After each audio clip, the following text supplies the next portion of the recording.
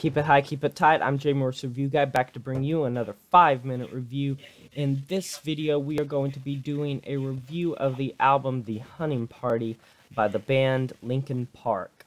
So, when I do reviews, when I set out to review a band that has a wide discography that I want to review, I try my best to pinpoint first. Now, with some of these bands, I plan to review like a bunch of their albums, and Linkin Park's one of them.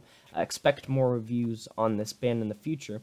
But when I first start doing reviews of a certain band, I really want to pinpoint changing points or points in the band's career that really highlights either a division or a refined type of sound that culminates into a sort of dividing line within the fan base, or something that really changed how the band was perceived or how the sound was manufactured, or just how it's crafted as a whole product. And the Hunting Party was coming off a period of Linkin Park that had been tumultuous, and it had been very, very diverse. You had Hybrid Theory and Meteora, which were critically acclaimed albums that really set the bar high for bands that followed, and bands that were directly in the genre that they were playing in, which was this new metal breed of metal. And most people know the name Linkin Park, by the way. I don't think they really need an introduction. And then they shifted to a kind of more radio-friendly, not that they weren't getting radio play, they were, but a more radio-friendly type of electronic synth-led type of sound. And personally, I'm the type of person that kind of accepts bands that I like as a whole anyway, because I like the music that they play and the vocals and songwriting, because I look at that from that type of perspective, rather than a pigeonholed type of skewed, tunnel-visioned, narrow-minded type of viewpoint of whatever band I'm trying to consume and be entertained by and listen to and try to decipher and analyze. For me, Linkin Park, I like both of those sounds.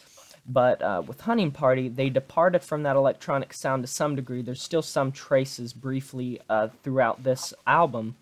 But the Hunting Party really takes a kind of more refined turn and mixes a lot of their previous elements that you've heard on those electronic albums and mixes them with the breed of music that they made on albums like Hybrid Theory and Meteora, which is kind of a nostalgic type of ride, roller coaster as you go through it. And but at the same time, they also take it into a new turn that kind of is more fleshed out on their next album, One More Light. And Hunting Party takes a lot of different genres and a lot of different sounds that Linkin Park embraced both in the past, present, and future. And they took it to a point where I think it all blends really well, and this was definitely a good listen. But there are some songs, personally, that drag a little bit, like Guilty All the Same. It features guest vocals by the rapper Rakim, is that how you say his name? I think it is.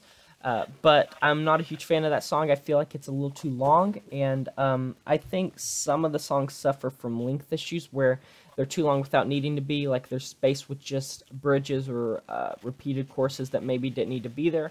But I still think it's a great album, and we all know what happened tragically with Chester Bennington.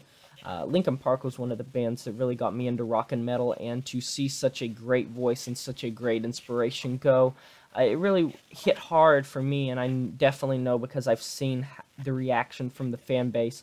I saw how hard that personal death hit the fan base as a whole, and I hope that Mike Shinoda can, and the rest of the band, can pick up the pieces and maybe come back anew. But I mean, if it just depends. If the band doesn't want to, I don't think anyone can really say anything, and we kind of have to just respect that decision.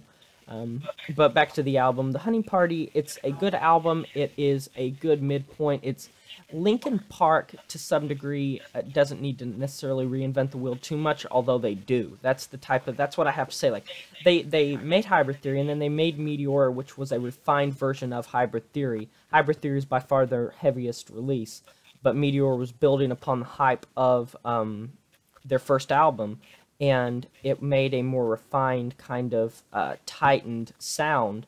And then they moved into a different direction, and now they moved into a different direction, then another direction, and it's more like they can maybe just stick with one thing and make it work. I don't think they would need to change it that much, because when you saw with Meteora that they were really able to carry on what they built with Hybrid Theory and take it on in a new direction and make it sound even better. So yeah, if you like the video, give a like, comment, subscribe if you haven't already. I'll do shout-outs daily. I'll put your channel in the description below, so definitely go ahead and do that. I'll talk to you guys next time. This is Jay Morse Review Guy signing off, saying farewell.